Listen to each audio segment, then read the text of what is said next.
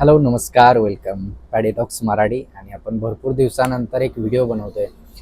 कारण इतक्या दिवस आपण बघतोय की आपल्या जे मराठी इंडस्ट्रीमध्ये आहे, जे रियालिटी शो आहेत ते फार कमी प्रमाणात होत आहेत. म्हणजे जसं बिग बॉस झालं, सूरज चव्हाण विनर झाला, त्याच्यावर आपण भरपूर व्हिडिओ बनवले, भरपूर तुमचा सपोर्ट मिळाला.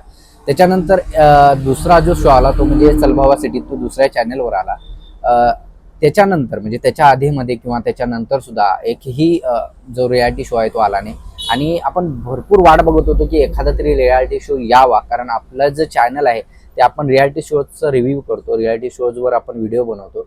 आणि ते चॅनल असल्यामुळे त्याच्यावर इतर कोणताही कंटेंट आपण अपलोड करू शकत नाही. त्यामुळे इतके दिवस आपण वाट बघत होतो आणि ती वाट आता म्हणजे ती प्रतीक्षा आता संपलेली आहे. आणि कारण आता जो बिग बॉस मराठी आहे त्याचा टीजर जो आहे तो लॉन्च केलेला आहे कलर्स मराठीने त्यांच्या ऑफिशियल चॅनेलवर. इतक्या दिवस बघत होतो की भरपूर जण व्हिडिओ बनवत होते की बिग बॉस मराठी येणार आहे, सीझन असं असं येणार आहे, त्याच्यात कंटेस्टंट लिस्ट हे ते, म्हणजे जे काही ज्याला काही पुरावाच नाही, ज्याला काही बुडच नाही, अशा पद्धतीचं, म्हणजे ज्याला काही पुरावाच नाही की बाबा हा येणार आहे वगैरे, फक्त व्ह्यूज मिळवायसाठी, फक्त कंटेंट तयार करण्यासाठी, चॅनलवर काहीतरी अपलोड करण्यासाठी काहीतरी खोटी माहिती देत होते.